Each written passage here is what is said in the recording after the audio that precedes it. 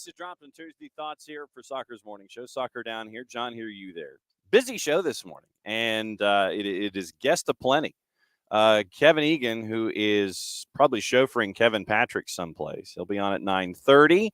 We'll get Kevin's thoughts about the final four, best 11. It's been a while since Kevin's been with us, so we're gonna track him down. I think the last time he was with us, he was shuttling Kevin Patrick in Montreal, Quebec, after an episode of the Monday night program. So hopefully both hands on the wheel, safe environs, and all that kind of stuff. Kevin Patrick being chauffeured by Kevin Egan. Kevin Egan joining us at 9:30 to discuss stuff. 10 o'clock, Glenn Davis. And we'll get Glenn's thoughts on the Western Conference Final. We'll get thoughts on what's going on in Major League Soccer.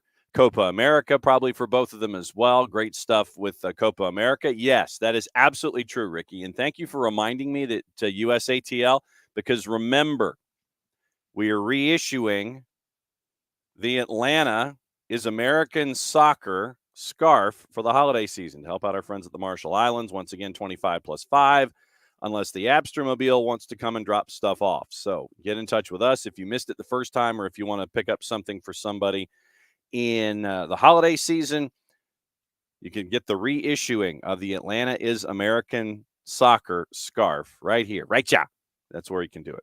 Yes, exactly. I want to go now. Exactly, Michael. So that's where we are. So Glenn Davis, 10 o'clock, Kevin Egan, Kevin Patrick at 9:30, and we got a lot of news to talk about. Copa America is here. We know who's going where, doing what. And that noise that you heard when the announcement came about the matchup at Mercedes-Benz, the first one on the 20th, I don't think Jason has calmed down from the emotional high of that. We'll go through all the matchups and let you know where stuff is, where stuff's going to be, all that kind of stuff. So, yeah, Atlanta gets two matches, one on the 20th and the 27th, but we'll go over it all as we go along here in the show. And so we'll go over Copa America and all the other things. That's the official term. So opening kickoff brought to us by our friends at Kickoff Coffee and kickoffcoffeeco.com. If I can find it really quickly. There we go. There's your QR code for those of you watching on Twitch and on the YouTubes and on the 280 character app. So right there. Thanks to our friends at Kickoff Coffee and kickoffcoffeeco.com, because you can use the code Soccer Down Here 15. You get 15% off your purchase. They in turn take 10%, reinvest it into youth games, youth initiatives that they have earmarked. Very, very cool stuff from our friends at Kickoff Coffee and kickoffcoffeeco.com. Yeah, I wonder what Charlotte's bid book was. Ricky says Charlotte's bid book must have been very interesting to get a semi and a third. And you know, maybe they weren't as what's the word I'm looking for? They weren't as busy at B of A that other folks might have been. So yeah, it was very interesting. We'll see what's going on there. But like I said, we got plenty of news this morning. But we'll start off opening kickoff with Manchester United. I don't know if you saw this, but Manchester United explained why 4 journalists were banned from an Erik ten Hag presser earlier today. Sky's number one dog, chief reporter Kaveh Solakal, not allowed in this morning. Manchester Evening News' Samuel Luckhurst, the Mirror's David McDonnell, and Rob Dawson of the 4-letter were all reported to have been blocked from attending the Erik ten Hag press conference. A statement from Manchester United reads, quote, "We are taking action against a number of news organizations today, not for publishing stories we don't like, but for doing so without contacting us first and give us the opportunity to comment, challenge, or contextualize," end quote. From our friends at Talk Sport, it's unclear if the ban is just for Manchester United's press conference on Tuesday or if it's going to be extended into the future. Stories the club are referring to were to reports that were published by a number of outlets claiming Ten Hag had lost more than 50% of the Old Trafford dressing room. Claims range from player complaints over Ten Hag's style of play to being trained too hard and even questioning his man management.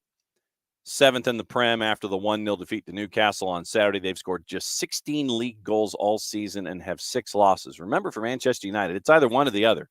It's either a win or a loss. They have not drawn at all in the Premier League this year.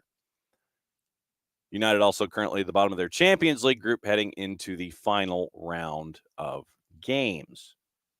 Need to beat Bayern and hope Copenhagen and Galatasaray draw. Despite an underwhelming performance against Newcastle Saturday, Ten Hag did not criticize his team in comments to the media. 81 matches, 51 wins, 10 draws, 22 losses. Quote,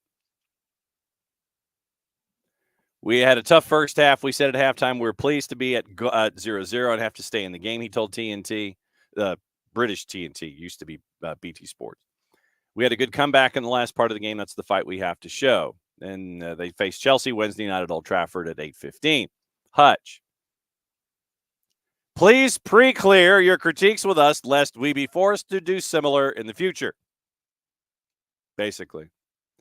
I mean, the way that I operate, and like I said, I'm 107 years old.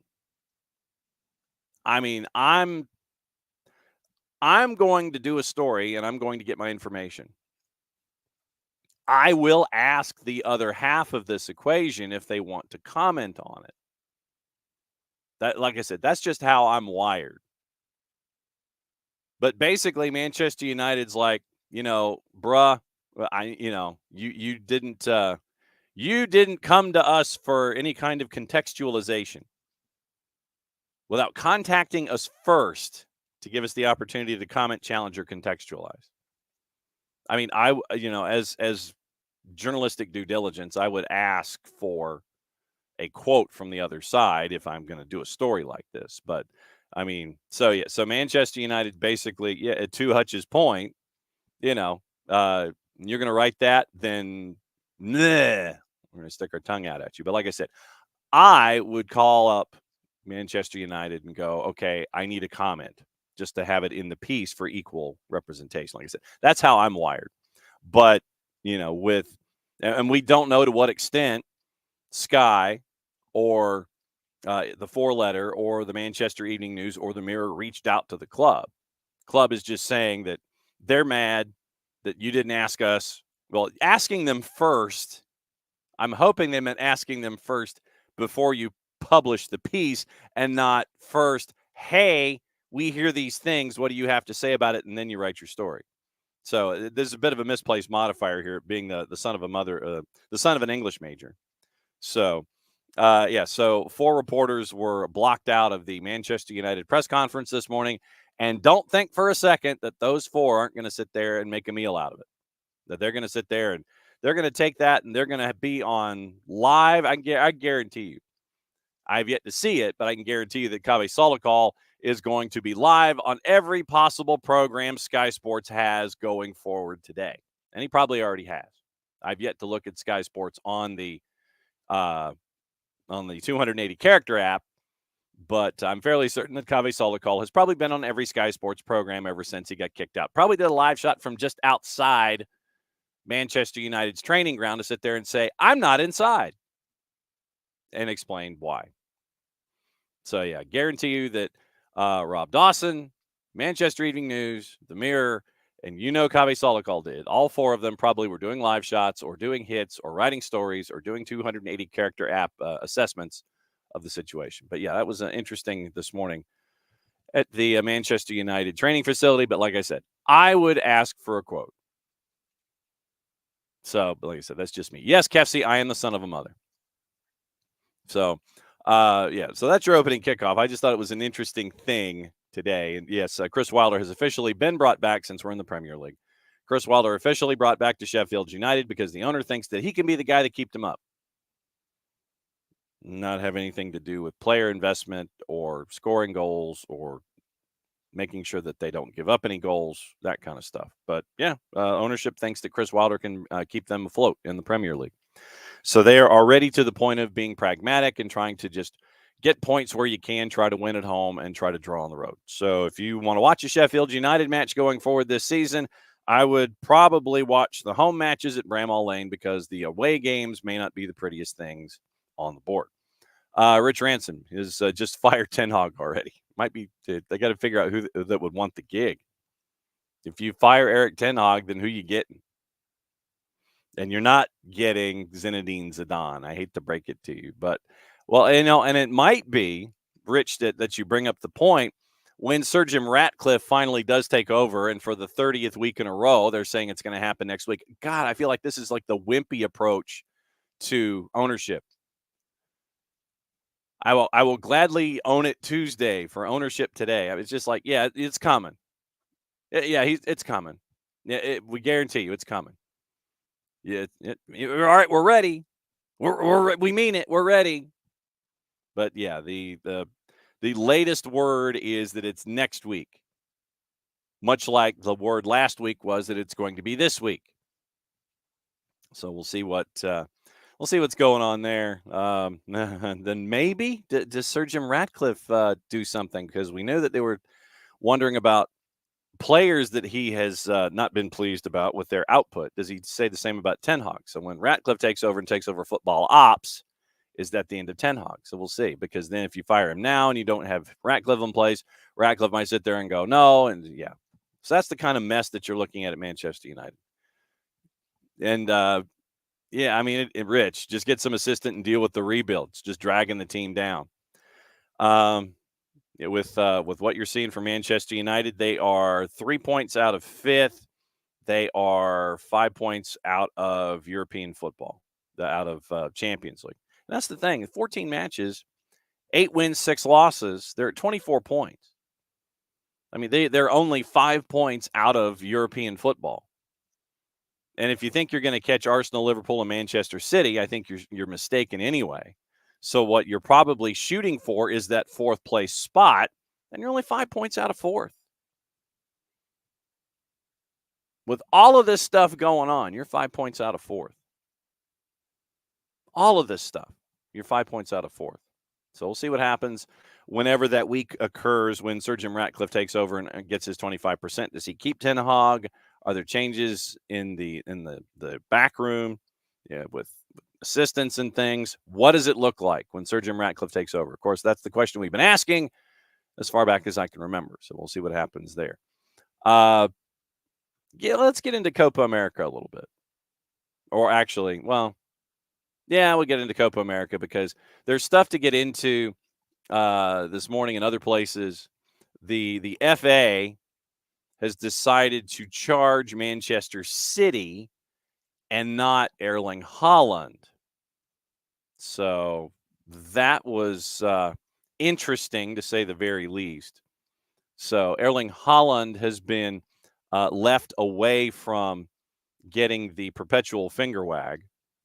And so Manchester City, the part of the club has been charged. Here's the official terminology. Paul McGuinness at The Guardian. Charged by the FA following the confrontation with Simon Hooper. Charged with failure to control. And I love how sometimes you get this undersell with the wording of an article. Here's how Paul McGuinness started the second paragraph.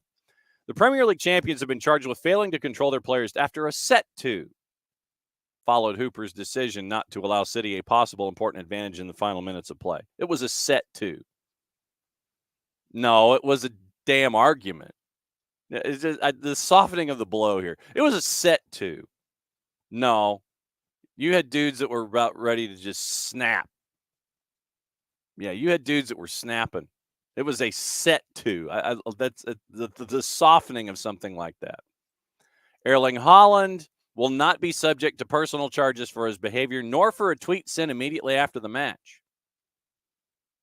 And we went into it yesterday with Bart on Reffing Down here, where the call came. Grealish was clear. Haaland puts a pass over the top. Grealish was onside, but then all of a sudden, Hooper blows his whistle and everybody goes nuts. City charged by the FA under Rule E20.1, which mandates that a club must ensure its players do not, quote, behave in a way which is improper, offensive, violent, threatening, abusive, indecent, insulting, or provocative, end quote. You could use E20.1 pretty much every week if you wanted to. The club has until Thursday to appeal the charge. Holland escaped censure under the FA's regulations around media use, which allow players to use social media after a game to criticize match officials' performance or competence only when a criticism implies bias or attacks the official's integrity can charges be considered. WTF was adjudged to fall outside those criteria. So WTF does not account for performance or competence. It could be, I guess it could be a general interrogative. Hutch, that was Noonian.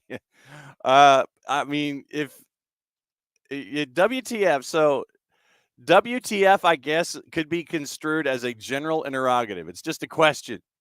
I'm not poking any kind of pointed question or thought pattern toward an official in general, but if I'm just questioning the overall, if it's an overarching WTF, and I'm not specifically saying that it's about an individual, it's just a generic, exceedingly generic WTF after a match where you lose your ish and are yelling at an official. Since you don't specifically say, hey, ref, WTF, since it was just a generic WTF, Erling Haaland, I guess, doesn't get censured by the FA. I guess that's how this works. So if you had included somebody's name and gone WTF, you could have gotten censured. But since you just did the WTF as a general interrogative, you're just kind of like, ah.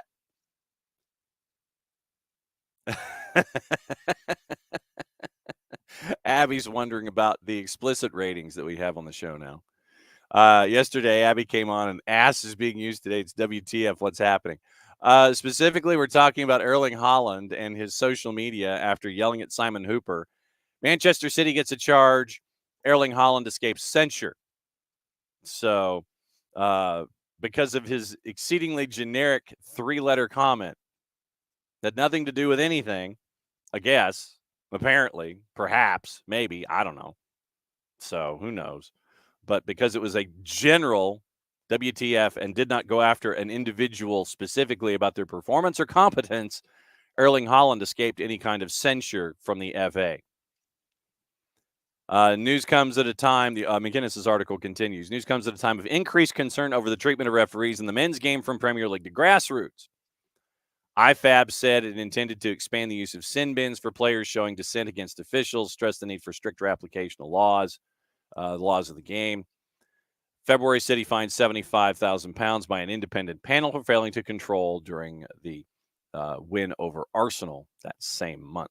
So, yes. So now that's what we were doing. It's Abby. We were discussing what was going on with Erling Haaland and the outburst that he had on social media, where I think we are now learning. I think we're now learning what we can and can't do. If you're a player in the Premier League and you just scream to the heavens exceedingly generically and don't mention any other individual, you're okay. You can be mad and do something incredibly generic, like Erling Haaland did.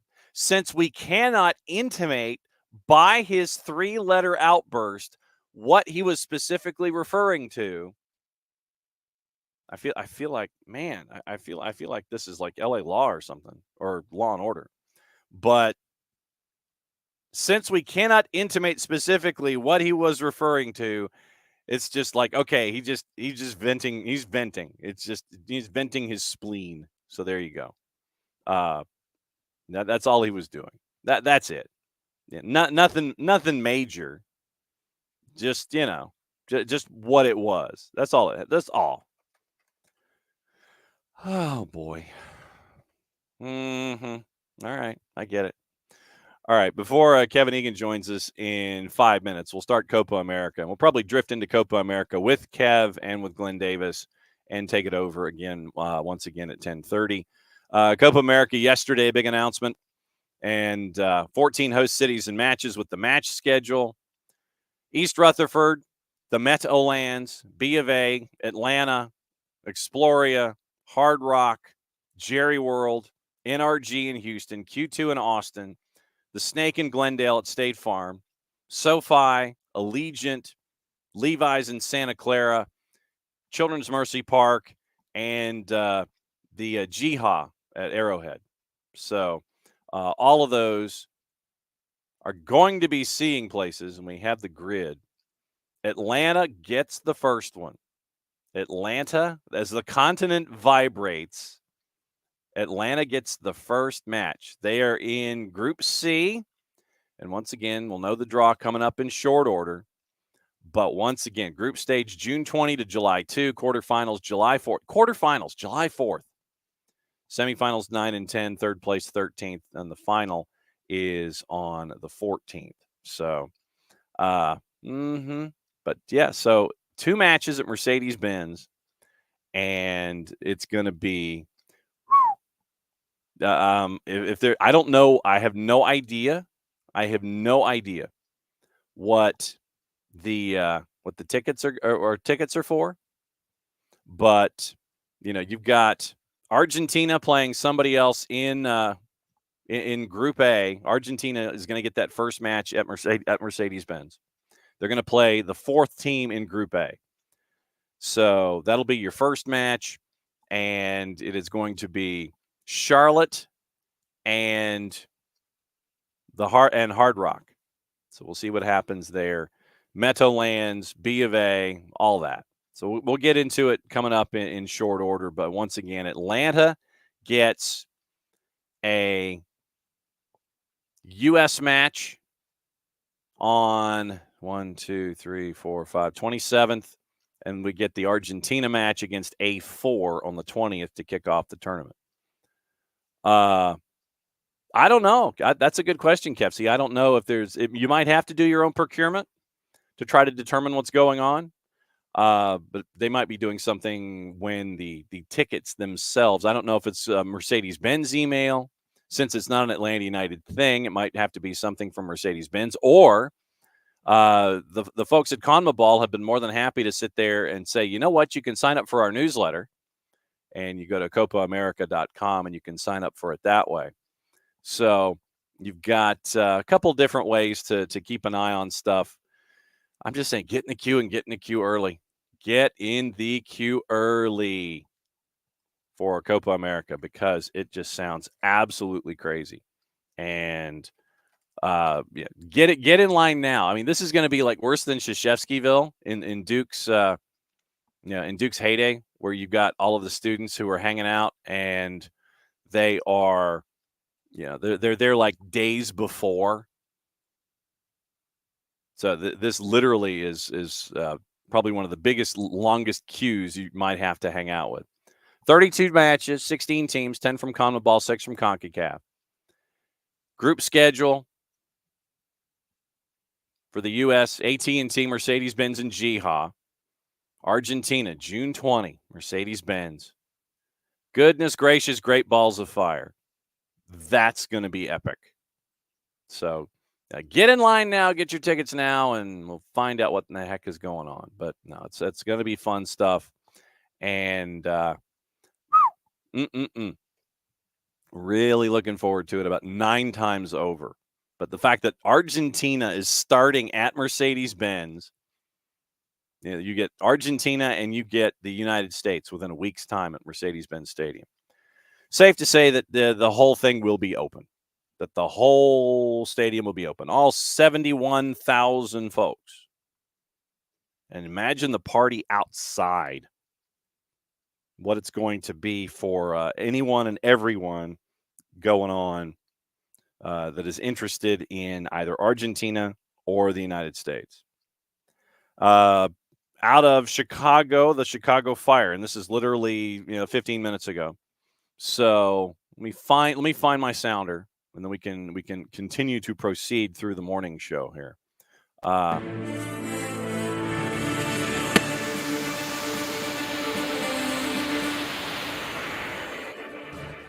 Chicago Fire named their head coach. It's Frank Klopas. Finished 23 as the interim. Previously was manager of the Fire from 2011 to 2013. The Fire have not made the playoffs in the last 6 years, just once in the last 14 seasons. So they're sticking with Frank Klopas. Frank Klopas remains as head coach, according to sources who are talking to Tommy Scoops. Klopas finished the year, remember, after Ezra Hendrickson was fired in May. Took a turn in charge of CF Montreal through 2015, returned to the Fire as an assistant in 2020. Remember, Klopas finished his career with Chicago in 1999. So Frank Klopas, 49, 43, and 29 regular season with the Chicago Fire as head coach. Third highest winning percentage in club history. They'd already re-signed sporting director Georg Heitz, technical director Sebastian Pelzer this offseason. Both were out of contract, and they were re-signed. And they've also reportedly, allegedly, possibly, probably signed a deal involving Tom Barlow. But we won't know that until we end up with we won't know that one until we actually hit the deadline, and we are allowed to say things publicly when it comes to actual deals, but we can't quite say that yet. So we have to kind of sit here and intimate and be hush-hush and all of that. Okay, so it's been a while. Last time this guy was on the show, it was safe driving. It was safe driving as this guy was shuttling Kevin Patrick to the airport. And it's been far too long since this gentleman has been on the show. And so that means that he has to be greeted appropriately before we bring him out of the green room. So why don't we just go flashback? Now Yamil Assad back to Almiron. Still Almiron. Still Almiron.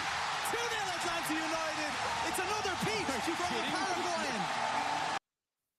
Ha! And so we bring in Kevin Egan. Johnny, I love you. How are you, man? Good to see you, my friend. I guess, I don't know. I before this morning, I would have guessed the proper greeting for you would have been yeet, but I don't think I could do that anymore. No, we'll leave that to Jay. You know, I think for whatever reason, if Jason Longshore is watching this right now, yeah, I think that for whatever reason, every time I go on Soccer Down Here, I have some sort of a technical issue. And I find myself laughing about it, going, what am I doing? Look at this.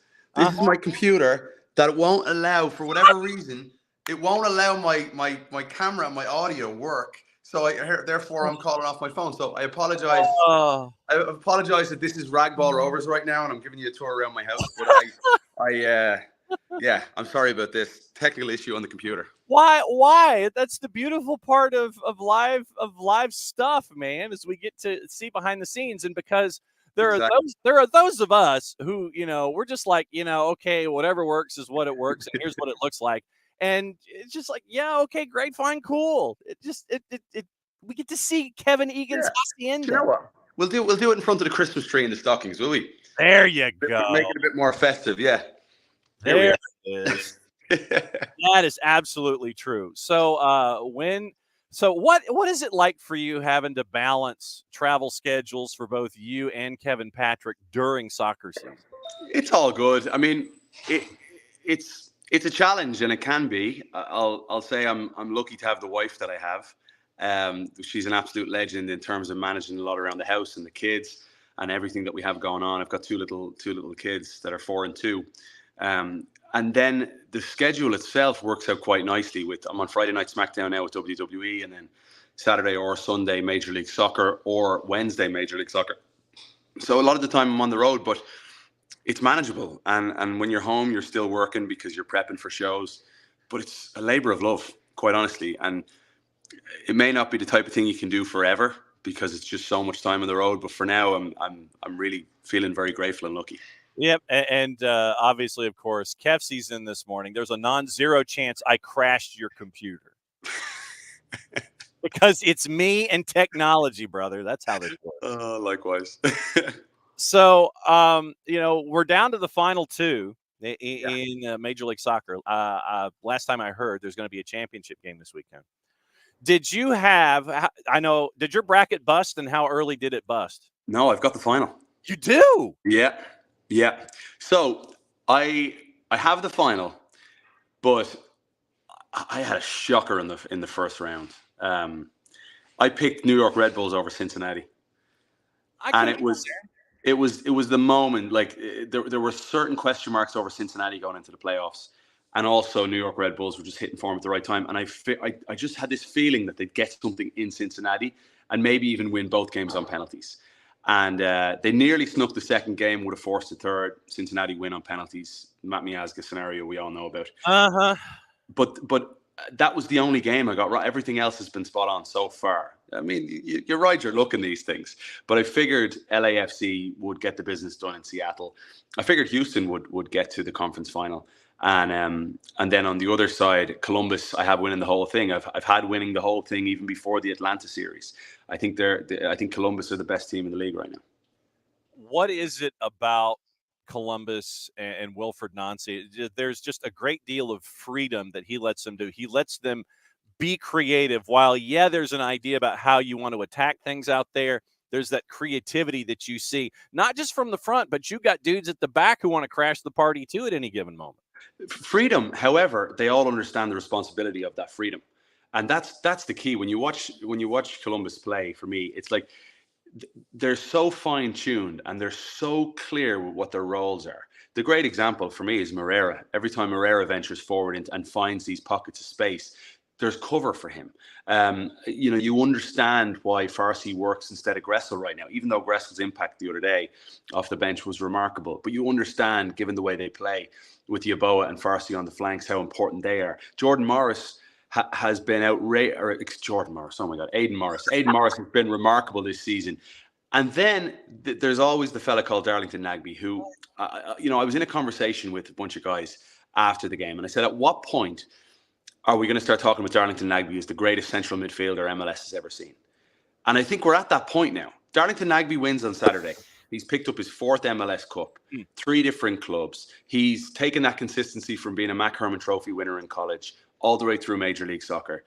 The knocks against him, unfortunately, in just given the day and age that we live in, is that he's not, powerful on social media. He's not a big voice. He doesn't jump to do the interviews post-game. So you're not hearing from this guy an awful lot. And in today's day and age, that seems to count for something. And the other knock might be the national team and his reluctancy to play for the national team at times. So if you take those away and you simply focus on his Major League Soccer career, we were lucky in Atlanta to see 2 years of Darlington Nagbe here. He has been so stupidly special. And his ability as a player to morph from the much more attack-minded player that was often played out wide under Caleb Porter at Portland to now this much deeper lying experienced player that, on Saturday, he drew 9 fouls, John, at a time when they needed to slow the game down. He didn't foul once throughout the entire game. His passing obviously spot on, and I think he's brought Aiden Morris to the next level alongside him.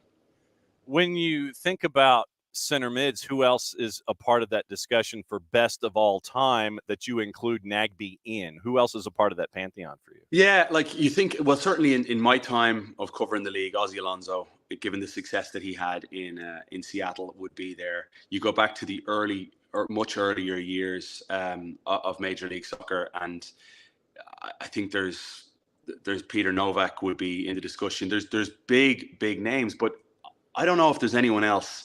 Kyle Beckerman, some people will make the argument for. However, he hasn't won what Darlington Nagbe's won, and he hasn't changed as many clubs as Darlington Nagbe's changed. And I'm a big fan of Darlington. As a fella, I don't know him very well. It's not like I'm friends with him and I'm making this case for him. Dax McCarty's career has been a storied one. Obviously, without that MLS Cup is a big thing for him, and I'm sure he'd love to try and capture that if he's going to play another year. I'm not sure. But Nagbe, John, what do you think? I mean, I think he's got to be right there. And the thing that gets me is what you brought into the discussion is that he is this quiet force. Yeah. And he doesn't, he's not going to sit there and, be like Arn Anderson and toot his own horn. I'm not going to toot my own horn, but toot. but it's just he goes about his business. And I think those folks are underappreciated just because they don't sit there and go on the 280 character app and sit there and go, hey, look at me and look at my post, all these kinds of things. And I think that we get lost in the idea of dudes just going out, grabbing the hard hat and the lunch pail, going out there and doing their job. And then by the end of the day, I think that I'll guarantee you this.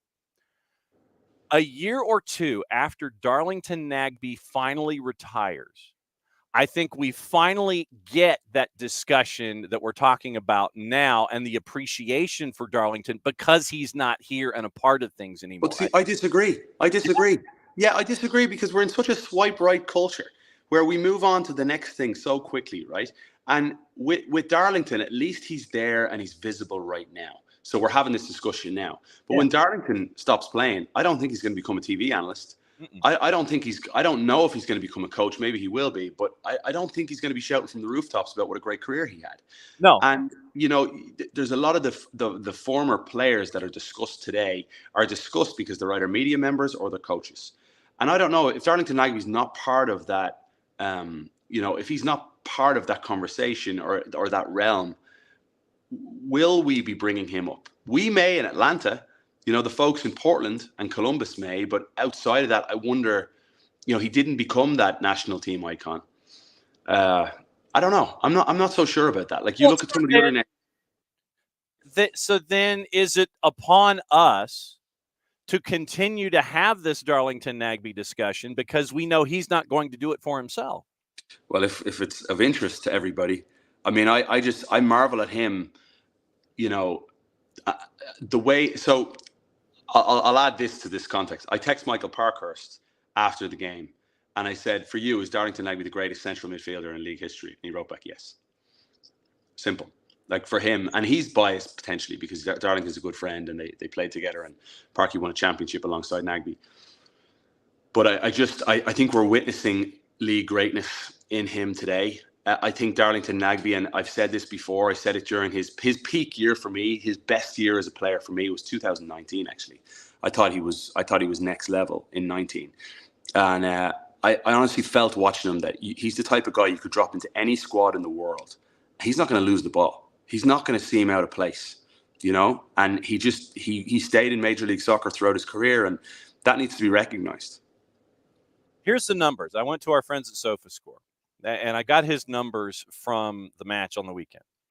81 of 85 passing, 95%. 101 touches, one long ball, and he completed it. Dribble attempts, he was 1 for 2. 11 of 16 on ground duels, in an homage to our buddy Frank DeBoer. 1 for 1 in the aerial duel that he had. Fouled 9 times, to your point, 1 pick, 1 tackle, and 3 dribbles passed. That was what Darlington Nagbe did in 120 minutes in Hell is Real plus 30. Yeah, and you can see like the images of Nagbe crying after the game and what it means to him, to be an Ohio boy that's bringing MLS Cup to Ohio this Saturday. And that passion was screaming through. So for anyone that thinks, he just leaves the game and he goes home and he's with his family. There's all these narratives from all of us that don't have a clue, who these people really are. And so I'm going to talk about Nagbe in a way that I feel he deserves to be talked about because he's for me is, you think best players ever in MLS for consistency, longevity. I think Landon's number 1. You don't win, 6 championships like Landon's won and have the career that he's had.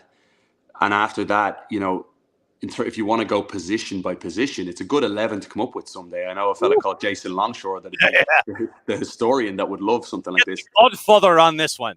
Yeah, maybe you simply do it like you've got to have spent, like, let's say 7 or more years in the league.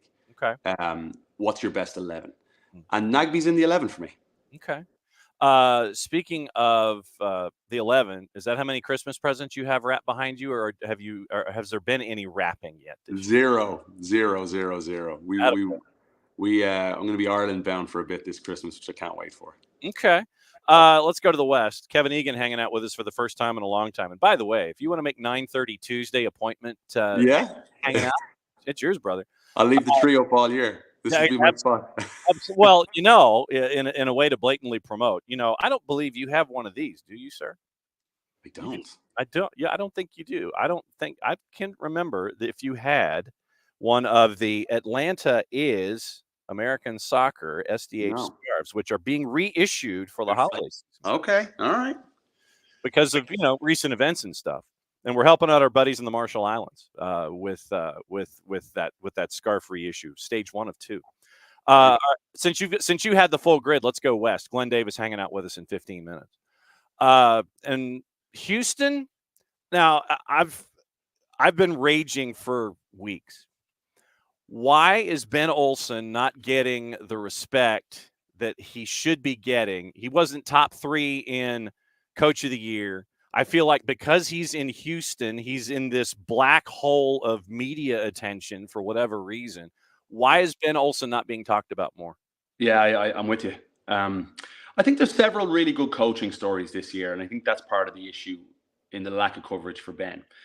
Look, Bradley Carnell, what he did was remarkable, and then laid an egg in the playoffs. Mm-hmm. That's why, for me, playoffs have to be considered in Coach of the Year voting. I mean, it's just so ridiculously stupid that you're going to not include the pressure cauldron that is the playoffs. We're going to see the best coaching when it comes to the high pressure situations in every single sport. In every single aspect of the world, the higher the pressure, the better you perform, the more accolades you should receive. And for me, look, Oscar Pereira had a really good year as well. But for Pat Noonan, obviously, and Wilfried Nancy, obviously. Mm-hmm.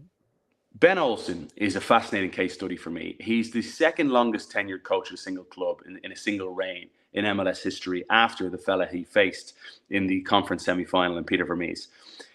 He spent 10 years at DC. You know, from being a boy, he was 32 when he joined the coaching staff. He goes away after to the 2020 year when he was let go. He starts painting. He finds a room in his house and he turns it into a studio and he starts painting and really starts to think about life and his world and let painting be an expression. And he starts to realize this is what football should be like, yada, yada, yada. He takes up a management position within the NWSL. He gets lured back by Pat Onstead to Houston. And all of a sudden, like, he says he's not different as a coach. The only thing he says he's different with, that's different for him, is he's re-energized. He's found his passion again. And he said, I will always adjust to the players I have. And so the players he have are the Amin Bassis, the Coco Carrasquillas, the Hector Herreras, Artur. Like, these are ball-playing players that want to play. And he's found a tune out of these guys. Hector Herrera was woeful in the half season we saw last year.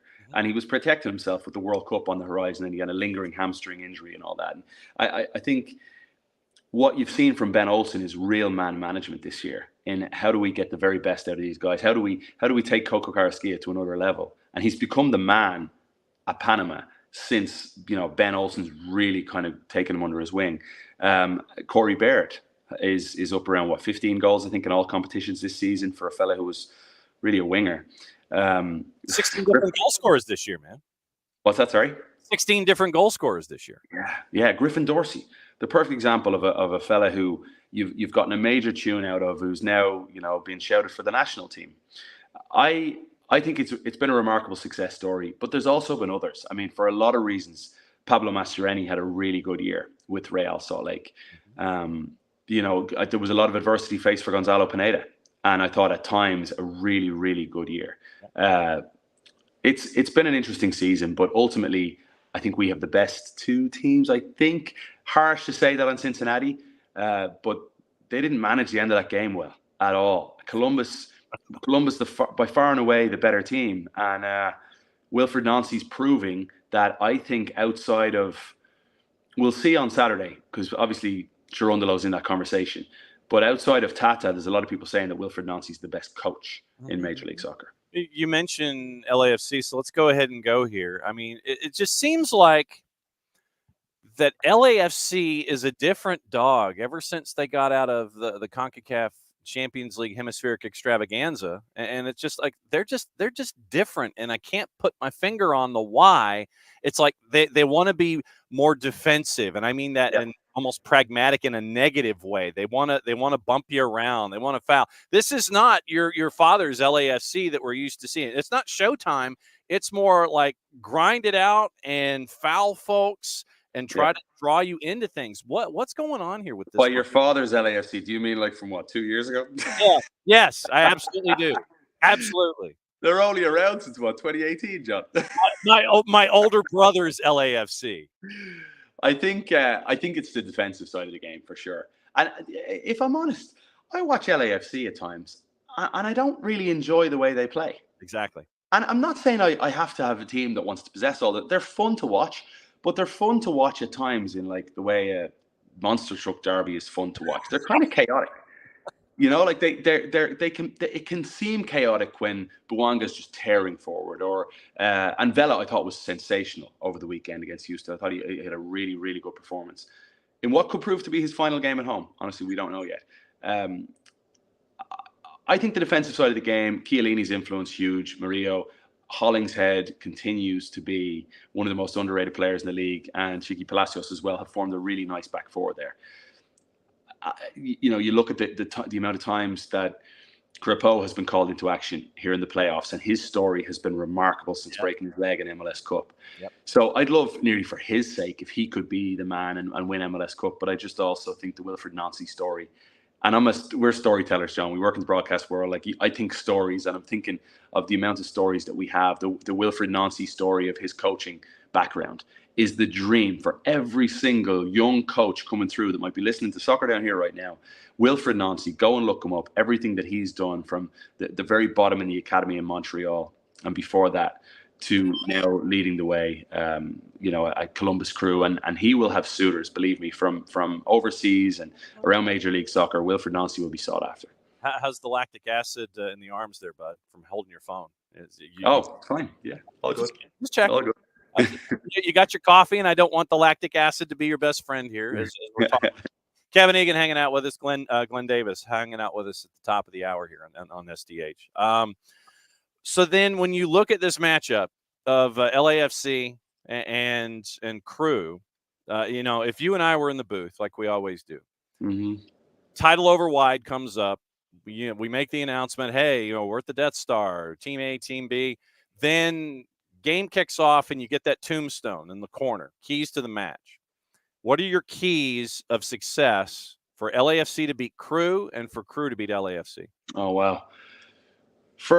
I would for the Columbus Crew team that has Cucho playing the way he's playing, I would think getting those runners of Matan and Rossi, those diagonal runs, I think you could really drag LAFC's back four out of shape. And Cucho's ability to drop deep and be that 9.5 nearly, or roam at times, could cause problems for not only Chiellini and Murillo, but also Ilie in front of them.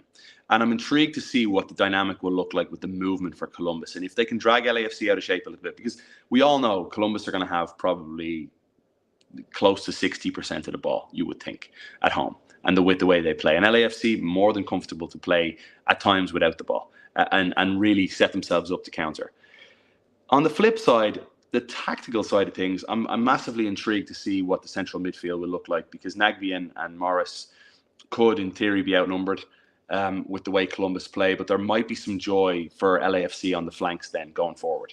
And Buanga, if he can get in behind, whether he switches sides at all, gets in behind Yeboah or Farsi, and then you're asking centre backs to get out of position a little bit. I'm just massively intrigued to see the first 15-20 minutes to see how this game plays out. But I still think Columbus are favourites. Run at Chiellini all day long. Run him into the ground, so he's got to be out of there, and you don't get that veteran presence after, say, 60 minutes. You got to. Yeah, but the issue is if LAFC remain really compact, they won't allow those situations happen. And I think like Ilie in front of Chiellini is just a huge piece. Murillo alongside him, obviously Hollingshead alongside him as well. I don't know if that situation is going to happen. Chiellini's around today. Is he 40 yet?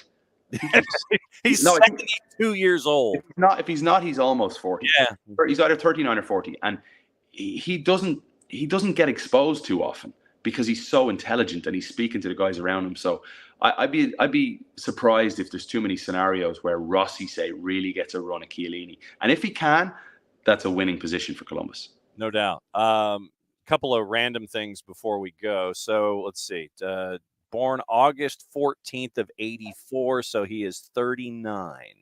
Okay. So he's 39 years old. Copa America coming to the States. The Benz is getting 2 games, including the kickoff with Argentina and some dude named Messi. What do you think about the Copa? Yeah, it's exciting, isn't it? It's just so exciting. I think about being in the stands. I don't even think about broadcasting. When it comes to, I still sit on the couch and I watch a game as a fan. I've spoken to so many different broadcasters that can't because they're listening to the commentary or they're focused on the TV production. I'm a fan. When I sit down and watch a game, I turn into the ultimate fan, and I can't wait to hopefully be there with my son, if possible, and take it in with him, because I tell him stories. I've got Messi books upstairs that I read him and stuff, and just to be there on that day would be magic. And then is Kevin Patrick available? Yes, he is. Just 1 second there now. Okay. That's John Nelson. John Nelson. Yeah. How are you, John? KP. I have been, I am allowed one wrestling question here on SDH every time that your chauffeur Kevin Egan drops by. Okay, who agreed to that one wrestling question, by the way? I think you just made that up. No. If it was me, KP and I would have our own segment, because that's how I roll. But the double return, and I give the production management team a whole lot of credit. Randy Orton comes out. You get the Big Pop. He comes out as the 5th member at War Games.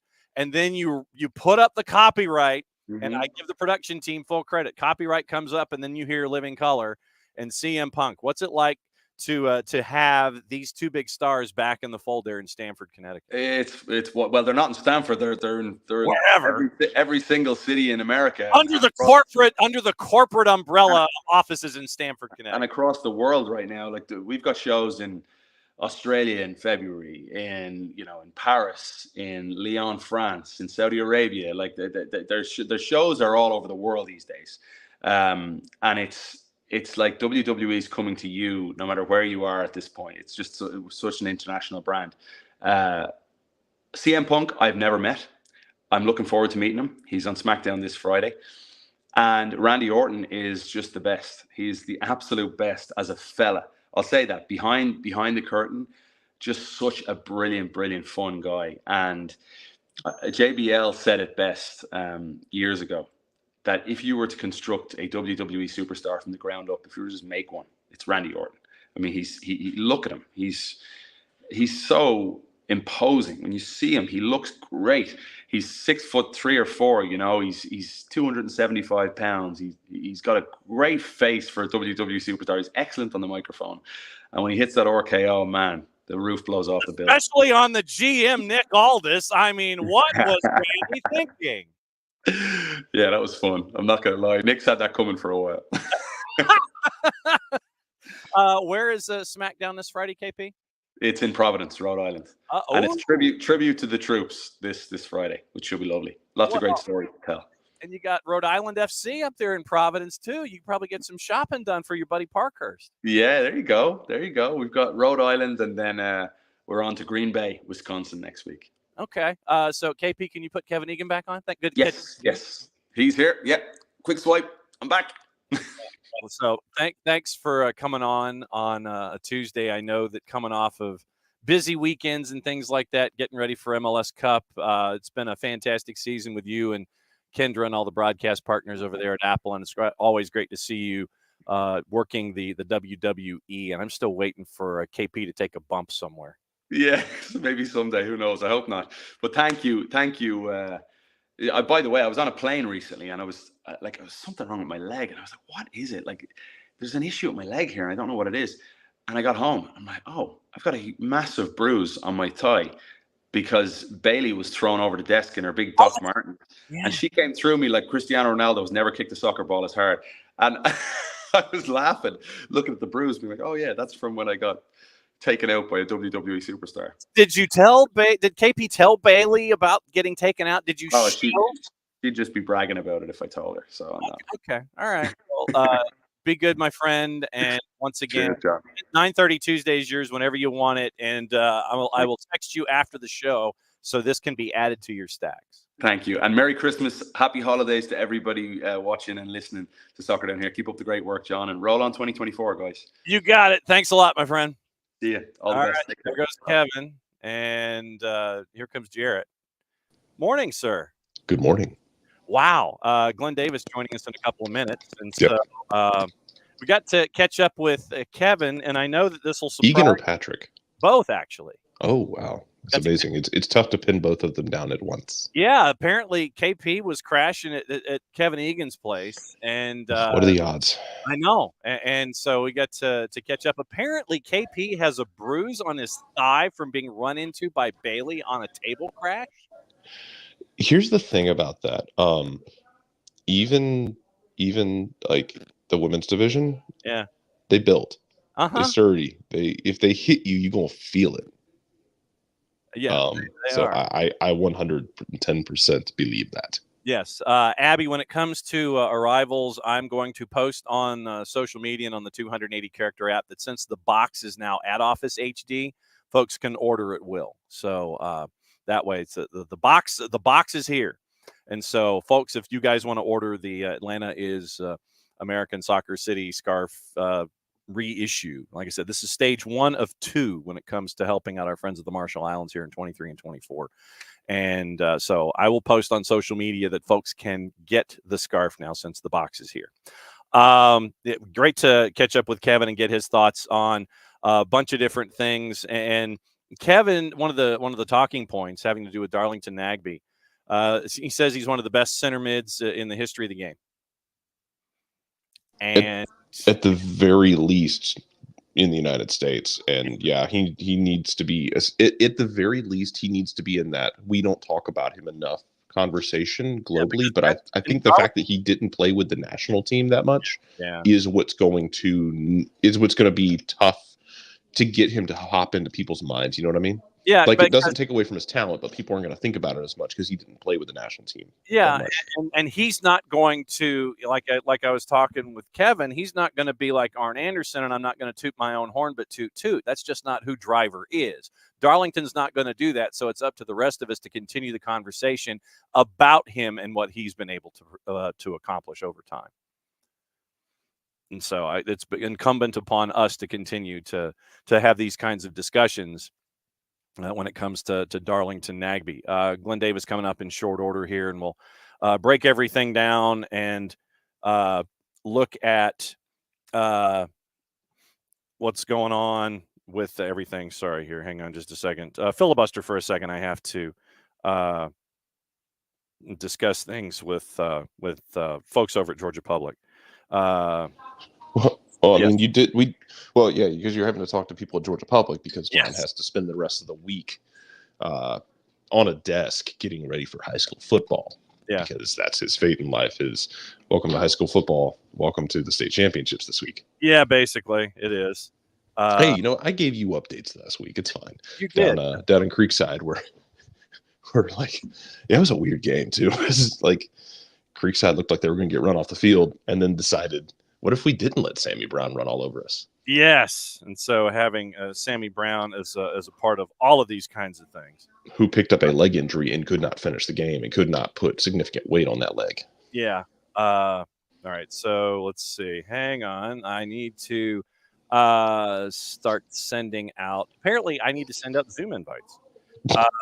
Yeah, so hang on just a second. So Outlook. Nothing like talking about this kind of stuff. I assume you went over the games from the weekend yesterday. Kind of, sort of, and the amount of bit spitting from Cincinnati. Yeah, there was that. So there was a certain amount of bit spitting, but once again, where we're used to sitting there and going, okay, well, we're used to seeing that from the flip side of things. Then we end up with other stuff. We're used to seeing that from the other team and not other folks. So it was a bit of an inverted kind of a deal. It was, but it also it crossed my mind last night watching Monday Night Football, which is still my favorite thing to do, just because I watched the Manning cast, because nothing in this life makes me laugh more than watching Peyton Manning suffer through bad football. Yep. Because he hates every minute of it. You can just see his face when there's bad quarterback play. He is just beside himself. And this might be his hell. Yep. If you told him he died and this is what hell is, he's locked in a room and he has to like watch bad football and be on TV at the same time. That might be his hell. Yes. But anyway, it's the Bengals did a good thing with Jake Browning, Washington legend. But all I could think about was a friend of mine who is a Steelers fan, constantly calling them the Bungles. Yes. And all I could think is like, Cincinnati FC has just entered the pantheon of Cincinnati sports. Yes. Congratulations. Yes. They certainly have done that. So it'll be it will be interesting to see how things are going to lay out with that. But I mean, you're going, really? You're thinking, I was just stunned. We went over Darlington's stats, as a matter of fact, with Kevin when he came in, and just the what he did in a full 120 minutes, and having a guy like Darlington who is locked into Ohio as he is. You got to see emotion coming out of Darlington Nagbe when it came to what's going on with him, and you wonder how much time is going to be involved. Really, how much time does he have left? And to the point of Darlington and what we were talking about with Kevin, you wonder how many years he's got left. You really do. And having a moment like this, No, I get it. And I think Darlington is to the point now, like he can give you a masterclass like he did Saturday. I don't think he gives them to you as consistently as he did, which is fine because it's part of getting older as a player. You're not going to be able to give those consistently, like week in, week out masterpieces. And he's going to, but the thing is, his floor is still really good. Yes. And at this point, like, you probably need someone in the midfield like an Aiden Morris. It's a perfect fit who can really help clean things up and just take some of the stress off Darlington. But his floor is so good. Even if he doesn't hit that ceiling as consistently, you're going to get a good performance out of him. Yeah. And yeah, it was really well done. And I don't know, man, it was, for me, a lot of it was Cincinnati spit the bit, and they got to look in the mirror after that one because, yeah, you can talk about the changes that Wilfred Nancy made, but Cincinnati wasn't able to lock it down. You went full loons. Never go full loons. Yeah, no. That's. I meant to ask you about C-Ram and what we saw from Christian Ramirez too. Christian Ramirez is one of the more under discussed stories in 2023. For those in the Atlanta who have like dove into the Atlanta Aberdeen connection, I know there's not that many of them nowadays. Yes, because I know a lot of that died off.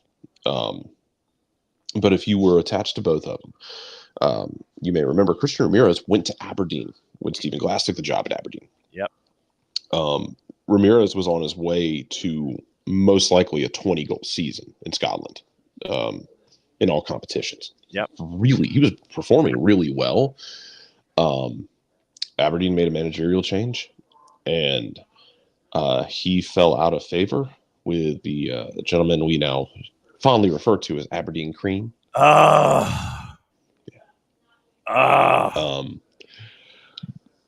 Because you had an interim manager come in there and say, "I can fix this in 2 weeks," and then proceed to just do terribly. But Christian Ramirez kind of fell out of favor with new management. There was a lot of discussion on the tabloids in Scotland that he and his wife were like struggling being in Scotland at that time because he wasn't playing. He was vocal about his frustrations, and then there was tension between him and the fan base. He comes back to the United States. He goes over to Columbus. I would have loved to have had him here, but he goes to Columbus, and he's been a great mercenary for them off the bench because you have Cucho. Cucho is just an assassin. To be able to call on Christian Ramirez when you need him and for him to keep answering the bell is a story in MLS this year that I don't think gets nearly enough respect and discussion for a guy who was doing really well. It started to fall apart. He was kind of in a tough situation, and now he's back. And Jesus, Minnesota, why did? Oh my God, he was the guy they took with them to MLS. If you remember, in 2017, Yep.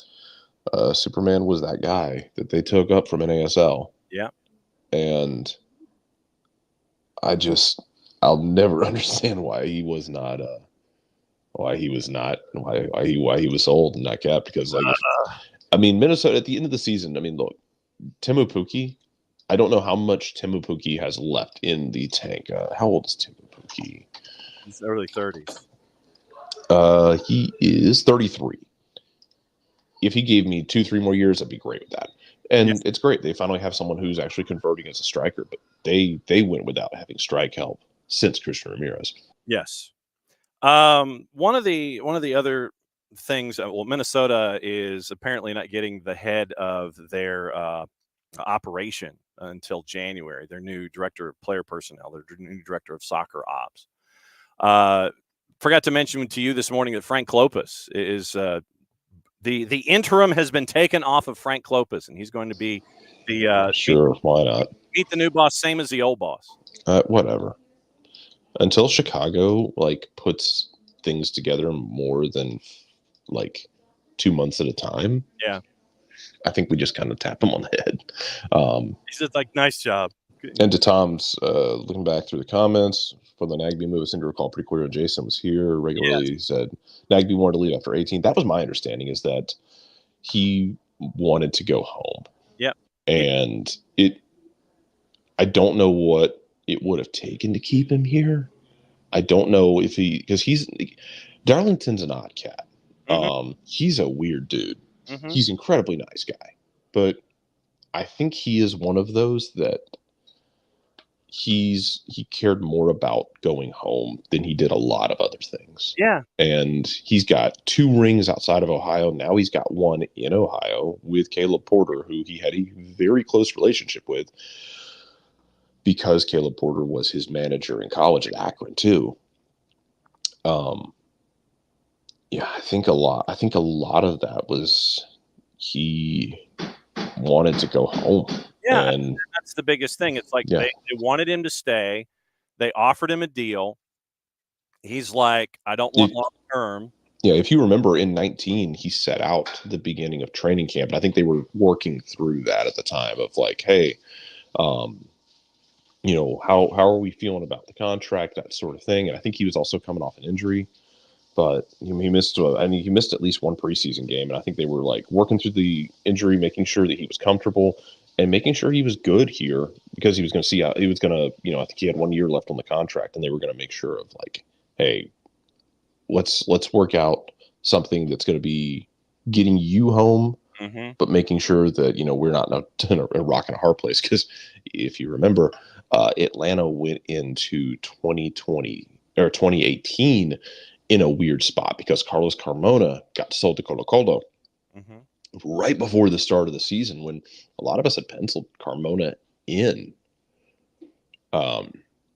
as being part of that team. Yep. And he needed to go home for family reasons, and the team did right by him. But you bring in Nagbe, and I think it's one of those that you're trying to make sure that everything's good, that he's comfortable. And I think he's comfortable in Ohio at this point. He's making really good money. He's at home where he's comfortable, and his family's with him. So good on him, man. Yeah, absolutely.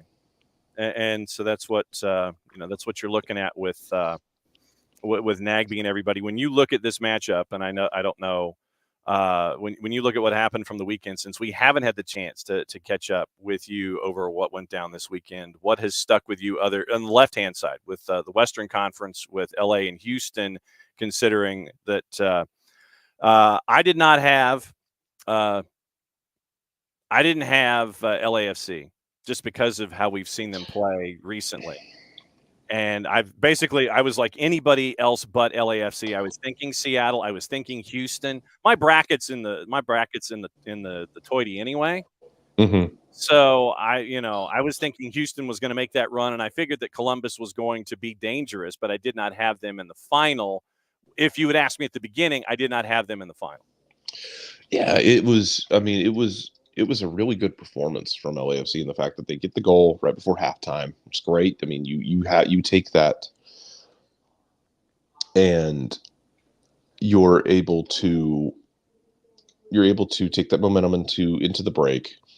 I mean, look at the numbers. I mean, possession wise, like Houston went on the road, and some of this is game state. That's 71% possession, 85% pass accuracy, 10 shots, 5 on target. LA had 18, 6 on target. Yep. LA was fine just sitting off the ball. They didn't feel like they had to dominate it. And yeah, some of it's game state, but also, man, Houston was not afraid. Yeah. And either come home with your shield or on it. Houston came home on their shield, but really to go into LA to bring that fight is impressive because LA was really inconsistent this year. Yeah. But man, how often do we see it in the playoffs? It's just who can get hot at the right time. Yeah. And LAFC got the heat. They get through Vancouver, which was a tricky matchup. Vancouver was a wily team. They get through Seattle and then are able to get through Seattle on just like one opportunity in that match. Yep. Then get through a Houston team that had beaten them twice. Mm-hmm. You get into the playoffs and you see what the hell happens. And that's what LAFC did. And you got to give them credit for it. And it's one of those where you give them credit for it, but you also give credit to Houston for just coming out swinging and going down swinging. Yeah. And I'm looking forward to seeing where, and 4-card. Morning, Harry, by the way. 4-card with your T-shirt of the day. You come home with your shield or on it. 4-card says that's the Jaredism of the day. I just ripped it off from 300, but yeah. I mean, you ain't wrong, and that was why I kind of wanted to talk about LAFC and what we're seeing with Steve Cherundolo with Kevin, because it ain't the same. It ain't the same team that we saw from the CONCACAF Hemispheric Extravaganza. It ain't the same team that happened after that. Like, man, that team early in the season, good. Post CONCACAF, bad. Leagues Cup, pretty good. Mm-hmm. Post Leagues Cup, not so much. Yeah, and I wonder. It's just they want to be negative at times, and I mean that in the negative sense. I mean, it's not it at times LAFC can be completely and totally unwatchable. They can be completely and totally unwatchable when it comes to what you're staring at from LAFC. But it's more pragmatic in the same sense that, like, it's more pragmatic. And you have to be pragmatic in the playoffs. We saw it with Tata in Atlanta in 18. It'd be hypocritical to sit here and say, well, they should go for it. Like, we watched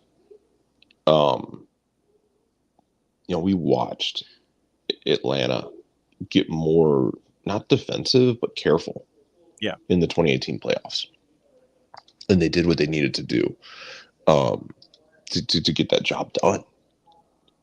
But that being said, there's also a level for LAFC, I think, that they'll throw punches now, not physically, not literally.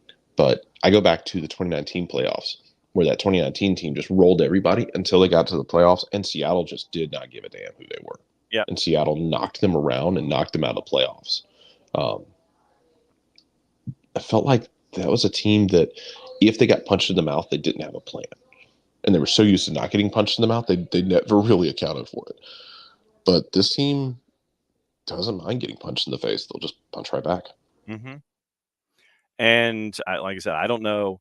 I mean, we know how clinical LAFC can be. And especially at BMO, where they're like, you get that one goal, then the field tilts. The 32-52 takeover, and it's just one of those things where it's like, one turns into two, and you've got to stop that kind of momentum. But Columbus has been a traditionally very tough place to play when it comes to when it comes to what Columbus has been able to do. And I think that all of the discipline, and I guess for lack of a better phrase, the disciplined freedom that we're staring at from Columbus can cause problems for all of that can be, problems for LAFC. So I mean, we'll see what we'll see what the idea is here for LAFC and how they can handle going on the road and facing all of these bodies that are working their way forward. Yeah, it's gonna be it's gonna be a tough matchup, and it's gonna be a fight, and they're gonna beat the hell out of each other. I imagine in this game. I mean, they're gonna be scrapping. Yeah, because LAFC, yeah, they can. I think they can weather the storm, but can they get enough offensive production? We talked about like Darlington Nagbe having that moment and having those masterclass games, not as consistently as he did, but his floor is fine. Yeah, his floor is very good. Does Carlos Vela have even 60 minutes of like vintage Vela in him? Can he harness it for like 60 minutes? Even 30 if he comes off the bench, something weird. Yeah, but that's the thing, which version of Vela are we getting here? Because, I mean, to me, Vela is a guy who seems to want to try and do things on cunning and guile instead of ability now. He's trying to draw fouls. He's trying to goad others into making and to doing fouls and those kinds of things. It's not the same Vela that we've seen take charge in Major League Soccer. So it's just odd. So, I mean, I don't know which Vela we get. And that's the thing for me. It's like, which Vela do we get? And that to me is another question. Which Vela do we get and how long do we get him, I guess, are the other questions here to complement Bouanga and everybody else. To figure out what's going on with LAFC. Yeah, I mean, but that's the thing. Four card is like, I don't really want LAFC to go back to either, but they might. But also, Aiden Morris might just start wrecking shop in the middle of the field. And the MLS love for them will only be unbearable until the preseason next year when everybody remembers that Lionel Messi is in Miami. It's okay. Messi's going to take over all of that love affair. And we can break out the Toy Story meme of I don't want to play with you anymore. Now this is the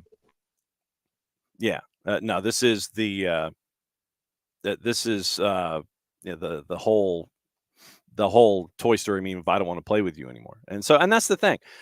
I think that Columbus would be the one if Columbus wins. Let's just say Columbus wins.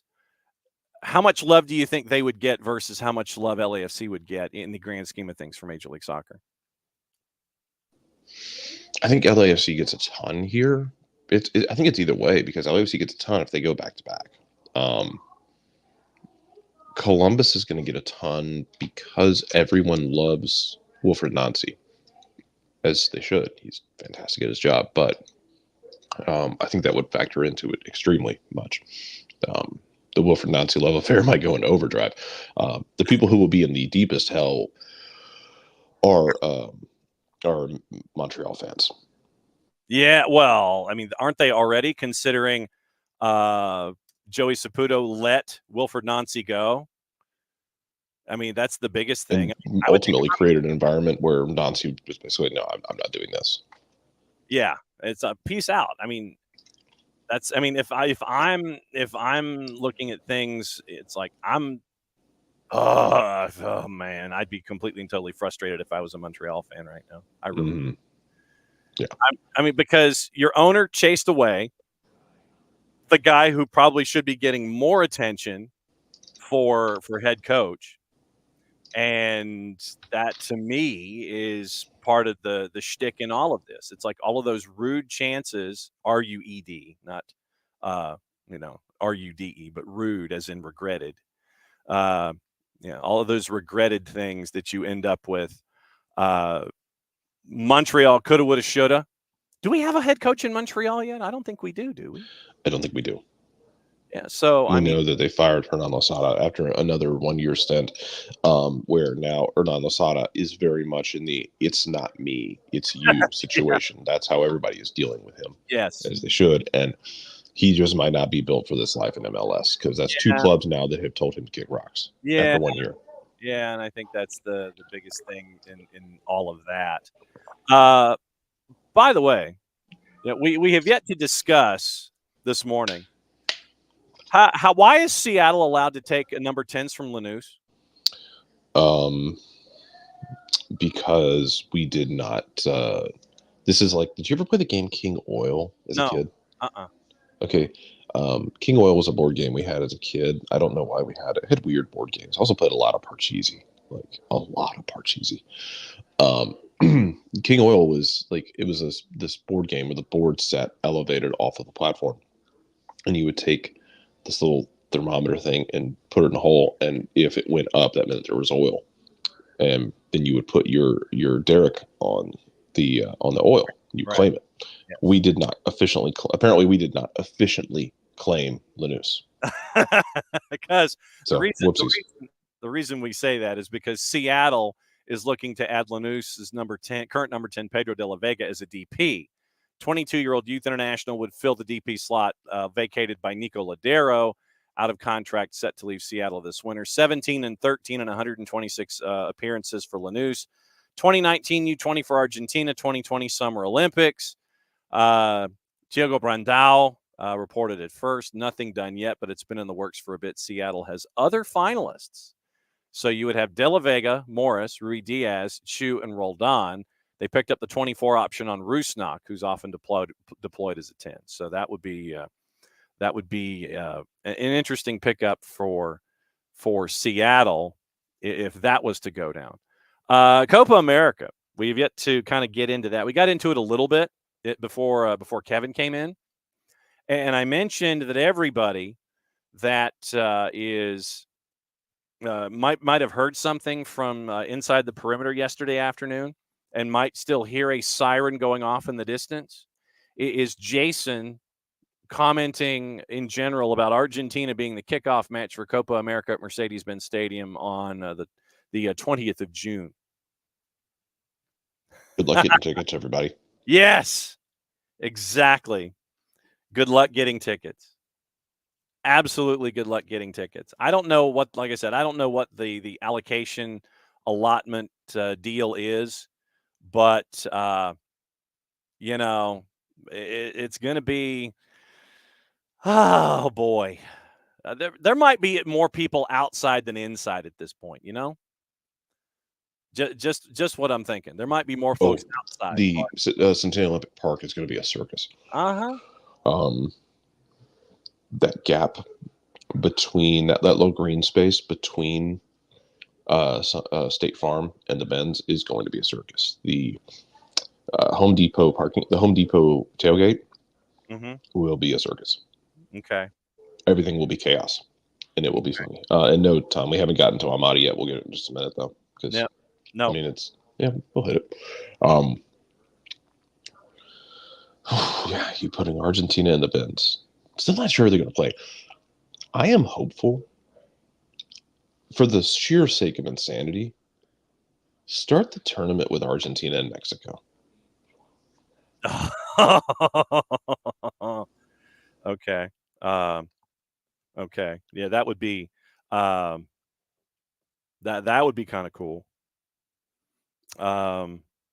Filibuster for a second and talk about Thiago Almada. I'll come back. To Tom's point, okay, so I haven't seen.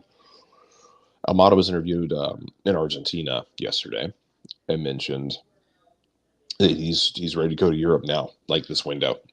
Which, yeah, I mean, makes sense, and not in like a snarky way, but like I think it makes sense that he would want to do that right now. He's he's coming off of a season where he was the best young player in this league. He was number 3 in the MVP race, and he's only going to get better as a professional player. And now is the time to sell. The things you got to factor in, though, is Atlanta's going to want to make a tidy profit off of it. What kind of money do they get in that offer? And you talk to him and you say, hey, is this going to be the right fit? Because I think you look at a case, and it's not identical.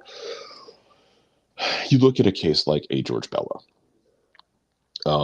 who wanted to go play in Germany. And you had offers on the table from a number of places, including Germany. He took that offer, and it didn't work out. And now he's starting to find his legs again. Good on him. He's actually getting to play European games, so that's awesome. However, I think you factor in with Almada, you just make sure that he has the right people in his corner saying, hey, where we go is important. Not just that you get to Europe, but where you go into Europe for your own development and for your own success. Because I think we saw that with Miguel Almiron when he went to Newcastle. When Almiron went to Newcastle, it was a good fit initially. You get the managerial change, just felt like it was a bust, and now he's playing really well under Eddie Howe. I think it is important, though, for them to get the right fit for Almada, and that's going to be on his team, his representation. It's going to be Atlanta for making sure it's the right fit, and it's going to be on those teams for stepping up and putting forth the money, because herein lies the question, what is the dollar amount you put on him? He's very young. He's very, very, very good. What's the dollar amount you put on him before you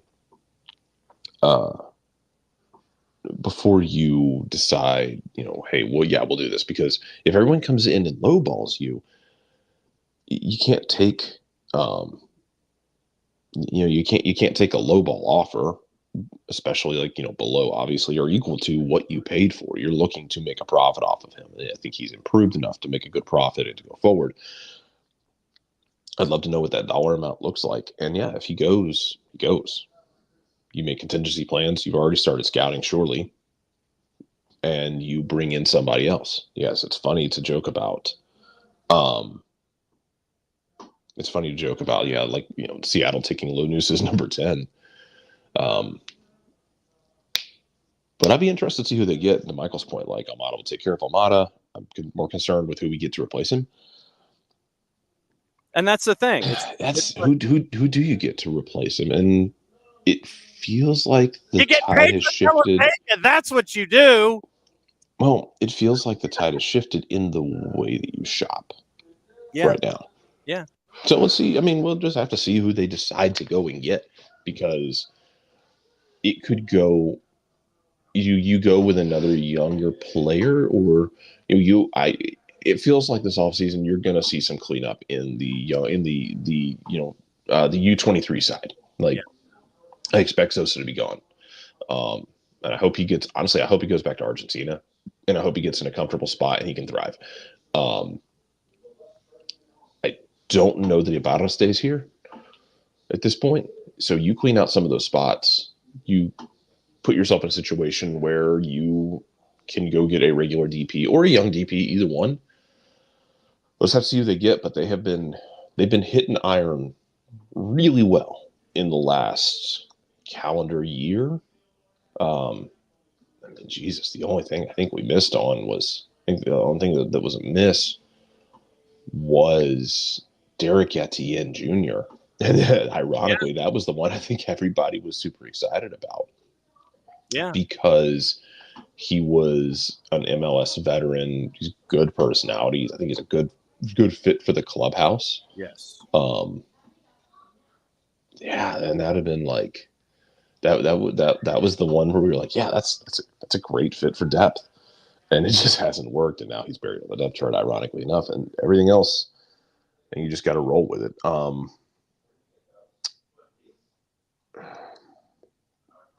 We'll have to see, man. Well, and that's the thing, I- but I- and that's go the thing, you know, where and you know when you do television, I mean, when you do TV in your home country, you're going to say those things. You're going to say what was said in. It's like, yeah, I want to go to Europe. Well, yeah, I mean, that's a big giant duh, you know. Yeah, you're going to say those things. It should not be a surprise. And any team worth their salt and any team that does their due diligence has known this ever since when? I mean, when did these discussions start? Summer? Oh, I mean, I'm sure they're always going on because I mean, there were talks that like, teams were interested in him last summer. Yeah. Okay. Does he stay? Does he go? I don't know. Yeah. And to everybody's point, Tom and Michael talking about it, like, yeah, I mean, I don't blame him for wanting to go. He balled out in Argentina. He came to the United States with a ton of pressure on him into a weird situation. A team that was decimated with injuries last year finally got healthy this year and felt like it was really on the upswing at the end of the season. And he performed. Yeah. Yeah, he should want that next step. I don't begrudge him it at all. There are no hard feelings about him saying that. None. About him wanting to go to Europe. Hell yeah, man. Go. Yeah. Go and be free and make all of the money, especially we talk about it all the time. Like some of these dudes, some of these really young guys who grow up in really rough areas with a chance not just to make their own way in life, but to like get their extended family out. Yeah. Get family set for 2 generations down the road, man. Go get paid. Yeah, absolutely. No, and you know what I think you're looking at, and I know that we've seen folks who are giving numbers and everything. I think what you're looking at is a number that's going to break the bank if you surrender all of the pass. For the full price, you don't get a piece of the action later on. You're going to set a Major League Soccer record. But at the same time, that may not be the only option. If somebody comes at you, as long as it's not Botafogo, if someone comes at as long as make sure that whoever you sell to can actually pay you money. yes. So the shtick here is if you want to set the bar at say 35, then that's for 100% of everything. You're surrendering all future rights and contracts and everything for Thiago Almada, and you think that you'll take 35 million. Cool. But if the number is commensurate to a percentage of the pass, say it's 25 and you get 30% of the pass, or 28, or something like that. So take a percentage and work down the chute and go, okay, so if it's 35 for 100, it's 30. And so 5 over 35 is 15%. So use that as a marker. Somewhere between 25 and $30 million, but you're still getting 20% of the pass. That means if you think that Thiago Almada is going to be a stud down the line and he's going to get, Jarrett, what was the word that you used? What? Paid? That, yes. That word. Yeah, he will. So if Thiago Almada was to continue to get 2 syllables worth of paid, take the percentage. If they want to give you 28 and 20% of the pass, or for 80% of the pass, then what you're doing down the line, for every subsequent contract, you'd be getting that percentage. So he will continue to make you money as long as he continues to play. And you're thinking probably 2 more contracts, if not 3, for Thiago Almada in his future. So you're banking against those 2 or 3 other contracts, and you're continuing to get money. So if there's a number, if you see a number that's like 25, 28 to 30, and there's still a percentage of the pass that's available, just extrapolate working your way backward. I would also like to remind people that the EPL did just sign a new TV rights deal. So if you're, and I don't know how he would fit into Premier League. I think he's tough. Yeah. But Hey, man, they got a lot of stupid money to throw around, and they love making questionable decisions with that money because it's monopoly money for them. Yes, and this is the domestic deal. This is not the U.S. deal that currently is held by NBC Peacock and all of those. This is the domestic deal, 6.7 billion pounds with Sky and TNT. The number of live games is set to grow. Match of the day to continue after the BBC buys the highlights rights. So this runs from 25-26. Effectively keeping revenues stable. Sky has secured 4 of the 5 packages on sale, meaning a minimum of 215 live, all 10 fixtures on the final day of the season. So Sky gets decision day starting 25-26. TNT, which is basically old BT Sports, gets 52. Match of the day continues after BBC bought the rights to a weekly highlights package. For the first time, all matches outside the 10 a.m. window here domestically. So the 3 p.m. window in England. All matches outside the 10 a.m., the 3 p.m., 10 a.m. window broadcast live in the UK. So they still have that 3 p.m. blackout, which is the dumbest thing ever. But still, hey, you are who you are. Expansion of available content, extensions of the terms of the contract, enabled the Premier League to achieve what it calls, quote, the largest sports media rights deal ever concluded in the UK. Growth in annual revenue from domestic rights of just 4% below the current level of inflation. Deal is more than double the value of the agreement recently struck by Serie A. And that is also an issue coming up here domestically because Serie A and Paramount are in a bit of a row over the rights fee. So what does Serie A do? What does Paramount Plus do? Paramount Plus has done gangbusters with their Serie A coverage. Friend of the network, Poppy Miller, is a shining example of that. But the Serie A, it will be interesting, the negotiation with Paramount Plus. But now with this new deal domestically from 25-26, everything outside of that 10 a.m. window will now be broadcast on television in Britain. Congratulations. It's about time. You need to put your 10 a.m. games on as well because everybody's already in the stadia. You're already sold out. You're already at capacity. No one else can get in. You need to do that. So that's silly and dumb and yeah, okay, great, whatever. But yeah. So I don't know. I'm thinking maybe La Liga for Thiago Almada. That's just As long as the check clears, and yes. as long as he's happy. Yes, and that's the biggest thing. As long as the check clears and he's happy. So that's what you're looking at with Thiago. And I know that a lot of folks have been discussing fourth DP. We haven't heard anything about fourth DP yet. Official. Yeah, we've heard rumors. But...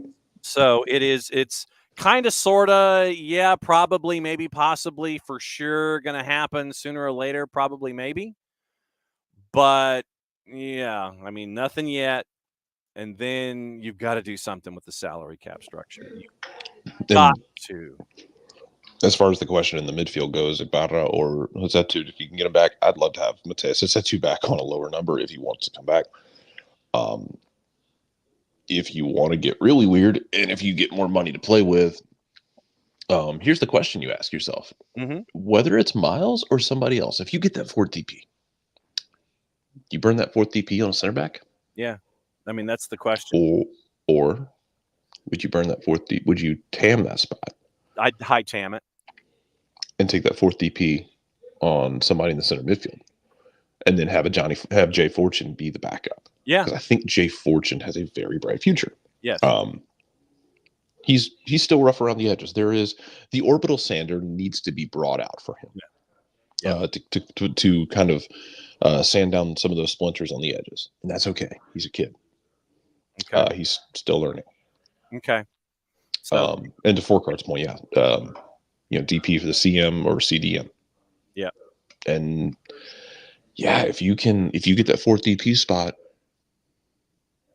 you're going to DP you're going to designate player the 10 if Almada's gone. Yeah. Do you also do it to that center midfield that you partner with Muyamba? Yep. But see, and that's the thing. And I know that and that's one of the other things to consider here is that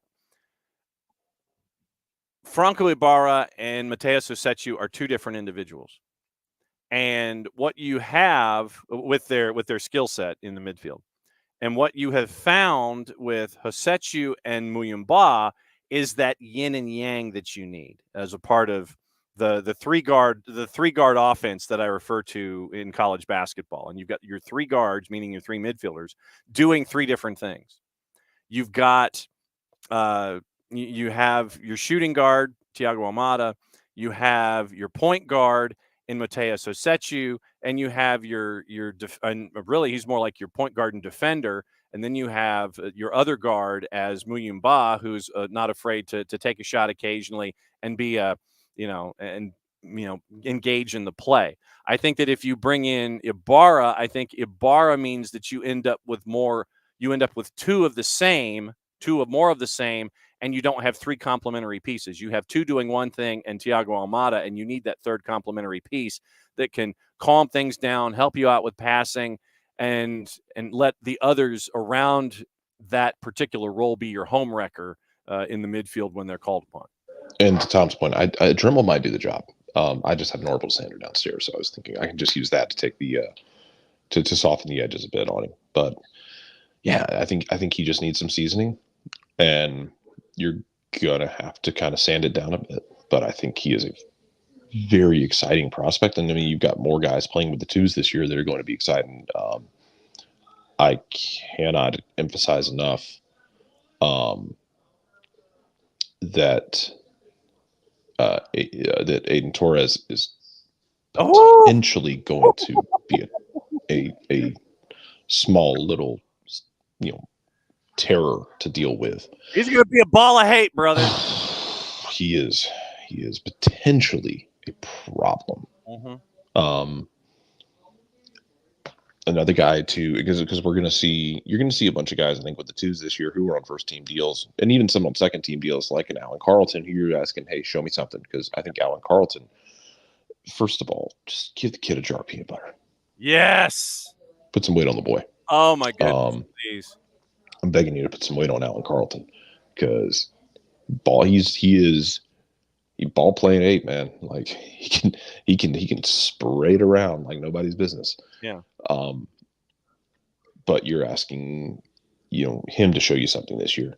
Mm-hmm. You are asking Luke Brennan, who's on a homegrown deal. Yeah. Like, hey man, that winger room is really damn busy. You're probably going to spend a lot of time up at the fraction. I need you to be an absolute terror in MLS Next Pro. Mm-hmm. I need you to play in a way that what Nick Saban said the other day after the SEC title game, when it comes to quarterbacks, he said, force us to play you. Yeah. That's how he picks his quarterbacks. He tells them, I need you to play so well that you force us to put you into the game. Yeah. And that's what you do with Luke Brennan. You're asking those guys, force us to bring you and play you up on the first team. Nicholas Firmino, I'm looking forward to that one too. Mm-hmm. Well, Nicholas Firmino is such a fun little ball of weaponized chaos that you have now, because let's say Almada is here through January, or even if he's not here, and you go get a designated player number 10. Yeah. You have like a weird number 10 coming off the bench, and Firmino, who can do like 5 different things at once. Mm-hmm. Who's not the same kind of player, but who can just really unbalance a game. Yeah. In spot starts or late in games. And I think Nicholas Firmino could make hay in those situations. And just depends on how you feel like you need to use him. Another one to keep an eye on, I will say, is, and I wasn't sure he was going to be big enough or strong enough. Mm-hmm. But he showed me something last year, was Johnny Vial. Yeah. Johnny Vial is still undersized. Johnny Vial has turned into a pit bull. Yeah. And I think it's because he got his teeth knocked in repeatedly in USL. It gets tough now. And he's still short. He's stocky though. But he's going to be that same boat of show me something with the twos this year. Yeah. About either with a twos deal or, potentially being on that homegrown track. If he can show you something and if he can stay tough, I think he's got to be part of that conversation. Yeah. No, it's going to be, and we will go ahead and say it right now. that the twos are going to be fun. And don't know if they'll win No. a title. Don't know how much they'll win. Yep. It should be fun though. I think there'll be a lot of really skillful players on that field. Yep, and which reminds me, coming up later this afternoon, you'll have a conversation. That's after lunch. I got to do some editing. Caught up with a couple of folks up at Hunt City, and Liam Doyle from Soccer Ops and Chad Emerson on the business side. They had their introduction to 2024. They made some player announcements yesterday. Asad Liadi, among others, coming back for the 24 season. So we caught up with Liam Doyle and Chad Emerson to get the lay of the land in Huntsville, and that'll be up on the network later this afternoon. And the Blast Off series in mid-February. Spend your Valentine's Day in Huntsville and watch 2 days of double headers, the 14th and the 16th, I believe, in February, where it is Chattanooga FC, FC Tulsa, Tormenta, and Hunt City all in one place, playing each other in the Blast Off in 2024 up in Huntsville, where they actually at Joe Davis actually do have a rocket on site. I don't know if it works, but they actually have a rocket at Joe Davis. Will absolutely commission somebody or petition somebody to build that. He already built it himself. Yes. He and I discussed like why he doesn't have a small rocket underneath the stadium. And he had mentioned before that stadiums are meant to not move, and the things he built are meant to move very quickly. So I like to think that they built a rocket underneath the stadium. Oh, that would be fantastic if that in fact did happen.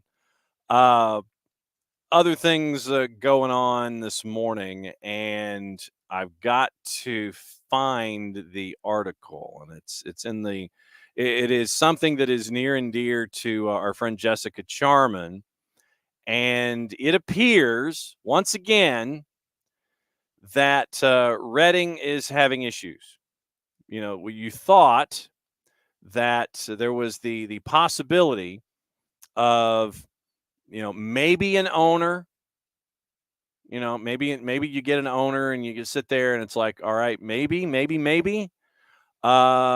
looks like when that one's on life support now too.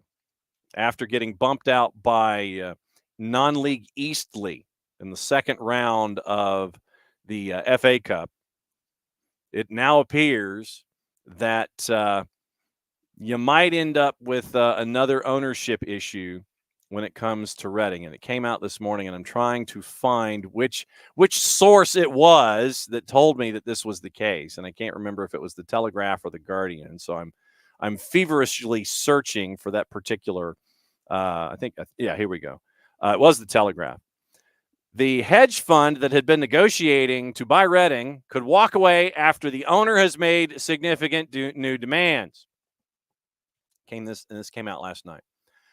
There have been no secrets, and we've had Jessica on the show to discuss the hashtag Sell Before We Die, DAI. Dai Yong is the owner of Reading FC, and we say that because he is the owner in name only. Dude doesn't want to invest anymore, doesn't want to have anything to do with it. He's not paying folks on time, and there have been several point deductions that have occurred, and Reading right now is having problems because they have had a point deduction this season already. And if they continue not to pay bills, they will continue to get point deductions. Their next match is this weekend, and they are up against Barnsley at home. And I think Jess is still at home to watch these. Right now, Reading is they've had a decent start. I mean, they would be out of the relegation fight. They'd be 17th. They'd be out of the relegation spot by a handful of points. But at 5-2-11, they are. Right now they'd be right on the edge of the relegation zone. They've had 4-point deduction this season. They're in the relegation zone right now at 5-2-11 and 13 points. They are 5 points from safety.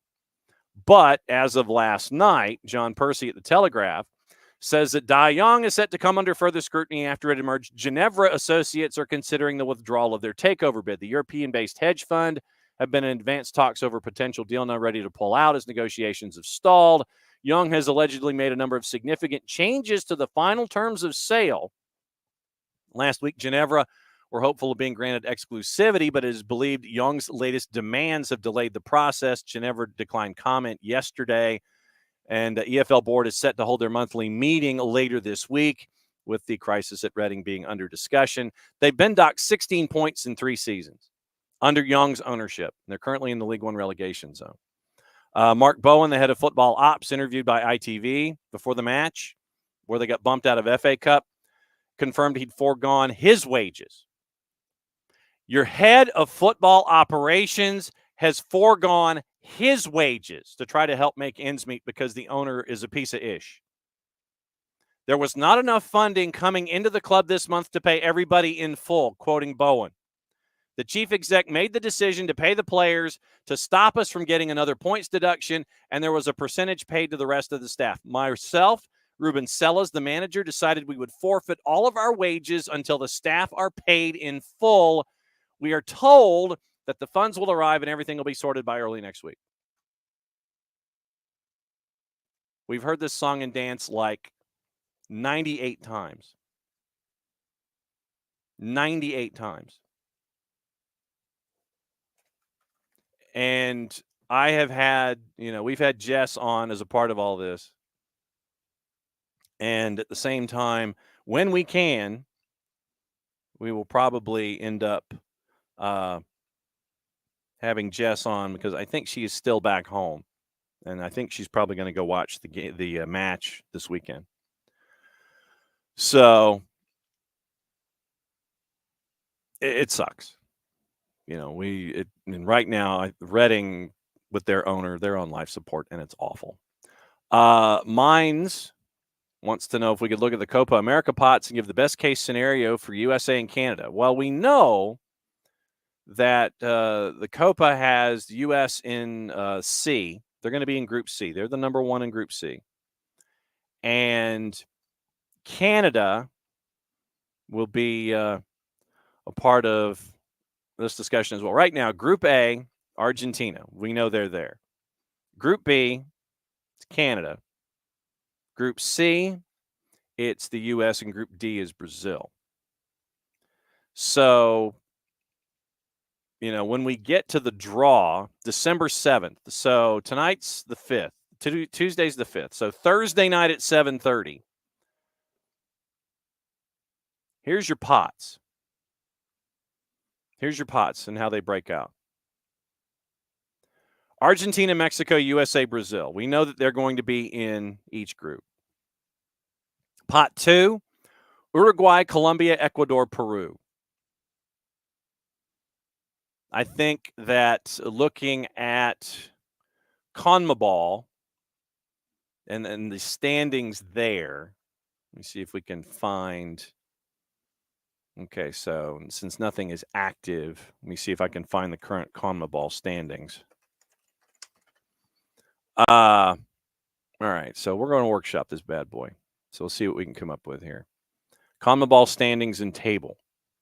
So right now, you're looking for the teams at the bottom. So if you're looking for a way out, if you are the U.S. and Canada, what you want is something like Paraguay, Chile, Bolivia, Peru. You want Peru in your group out of pot 2. You want that. You want Peru out of pot 2. You want Paraguay out of pot 3, maybe. You want pot 3. You want Chile. Chile. You want Chile out of pot 3 at 1, 2, and 3 right now, and then out of pot number 4, you want Bolivia. CONCACAF's 5 and 6; those will be decided in March up at Jerry World. But you're looking at Bolivia because you don't want Jamaica. I don't think you want Jamaica as a part of your pot. Jamaica, Bolivia, and then the 2 CONCACAF teams, 5 and 6. So you want some combination of Peru, Bolivia, Chile, Paraguay. Those are the 4 teams below 500 right now in CONMEBOL. So if you are making your grid, Paraguay, Chile, Bolivia, Peru. So you want Peru out of pot 2, Chile or Paraguay out of pot 3, and Bolivia out of pot 4. That's what you're looking for. If you're looking for any kind of advancement, tell you what, let me do a combination of things. So here is public service. I know, mind you, trying to what I was doing. Oh, worst case scenario. Okay, well here's your pot breakdown. That's on from our friends at Fox Soccer. So that's the pot breakdown. Worst case scenario. Yeah, and as a Canadian fan, yeah, and that's pot 4 if they qualify. Yes. So what you're staring at from the teams that you don't want. You can't have Argentina because they're in the head of a group. So what you don't want is probably the top half of the table, Uruguay, Colombia. Uruguay, Colombia, you don't want. So I would say Uruguay and Colombia, they're both in pot 2. So odds are you're going to get one of those. Canada and, whoever's pot 2 and pot 3 with the U.S., odds are you're going to get Uruguay or Colombia. You're going to get one of those in your pot. So what you don't want is Uruguay in your pot. You don't want Uruguay. And then, wow. Okay, so let's see. You don't want maybe Venezuela, but Venezuela, right now they're 4th. They're 4th in CONMEBOL right now. Ecuador's got a better record. So Uruguay, Colombia, Ecuador, odds are you're going to get one of those. They're all in pot 2. 3 teams are going to get them. You're going to get one of those. Unless you really luck out and get Peru out of pot 2, you're going to get Uruguay, Colombia, or Ecuador. So then what you don't want is Uruguay. You do not want Uruguay out of pot number 2. You do not. Do not. So then pot 3, Venezuela maybe you don't want. And then pot 4 for me is everybody in CONCACAF working their way in, and Jamaica, because they're going to have Andre Blake in net. So I would rather, if for Canada, you want to play Mexico. No, because Mexico right now, they're still in transition. They're still painful to watch. They're just, you want Mexico. You want Mexico in your group. You want Mexico. Jarrett returns. He does. So yeah, mine's is a Canadian fan of the Canadian national team, and we were kind of workshopping who you want and who you don't want when it comes to your pots. And 3 of the teams in pot 2 in the Copa, Uruguay, Colombia, Ecuador, you're going to get one of those. You are. And so you're going to get one of the top 4 teams in CONMEBOL in pot number, out of pot number 2 in your group. So you just have to deal with it. That's there.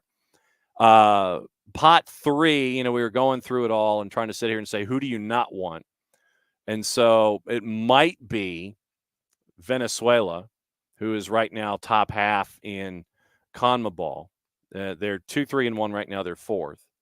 And then in the 5th, in the 4th pot, who you don't want, any of the 2 CONCACAFers that survived Jerry World and Jamaica because of Andre Blake in net. So pot 4 could be all kinds of danger if you're not careful. All kinds of danger if you're not careful. But I want Mexico. Any chance I get, I want Mexico, because I want to play Mexico, because right now they're in a world of hurt and they're still in transition. So any chance I still want Mexico and Argentina in that first game, because it's going to be oh my God, it's going to be broken bottle street fight, Warriors come out to play. Oh, that'd be fantastic. That'd be great television. And you know what would be an amazing part of that? What? All of it? We have Argentina, Mexico. Argentina's up 2-0 in the 73rd minute. And we cut up into the suites. Sitting up there in a suite is Tata Martino. drinking mate, Yeah. just visiting, Yeah. just having a good time, Yeah. Absolutely. just laughing and having a good old time. He's kicking it. As Mexico gives up another goal. Yes, absolutely. Here's your viewing habits today. Lazio Genoa's at 3 on CBS Sports Network on the Copa Italia. True TV tonight has the USA China friendly at 8. Wolves and Burnley's at 2:30 on USA. And Peacock has Luton Town and Arsenal at 3:15. They also have the simulcast for USA and China. Universo is simulcasting the women's friendly from USA and China at 8. The DFB Pokal is on the Plus at noon, doubleheader at noon, doubleheader at 2:30. Copa del Rey is also on the Plus. One match at 1, 2 at 3. Max also has coverage of the women's friendly at 8 o'clock. Paramount Plus. 2 more matches have just started in the Asian Champions League and involving Persepolis and Al Dahail and Istiklal and Al Nasser. So those are on Paramount Plus, as well as the Copa Italia at 3. YouTube earlier this morning had the Portuguese Soccer Federation hosting the UEFA Development Tournament. USA's U15s beat Scotland's U15s by the final of 2-1. So that's your rundown of what to watch today. Stop ruining my dreams 4-card. What's 4-card talking about now? Said it won't happen. Maybe in the round of 8. It's just shattering my dreams. Yes. He wants me to be sad. Yes. That's okay. Yes. And yes, mine's Mexican fans are crazy. They will travel, but they don't have to travel far. There's a lot of them here. Yes. Yeah. It's not a long trip, man. Yeah. So wherever they pack the bins out on the daily if they want, if they had to. Absolutely true. Once again, thanks to Kevin Egan. We'll try and reschedule Glenn Davis for another day because he is one of the busiest men in show business. But it was great to catch up with Kevin Egan and Kevin Patrick in front of the Egan family Christmas tree. And we'll be back at it again tomorrow morning at 9:05, where hopefully Dylan Butler can discuss what happened in his state championships, anything else going on in his mind. And we will take you through the rest of the day and see what other kind of trouble we can get into at 9:05. And thanks for hanging out with us here on the SDH Network. You can grab us a bunch of different places, including the SDH app available iOS and Android. Jarrett, the fourth, has held up the light board, and we have exceeded our time on the Hublot red and green light display. So if you would, please, sir, send us home. Mucho platio. What he said. Back at it again, 9:05 tomorrow morning. Play it safe, everybody.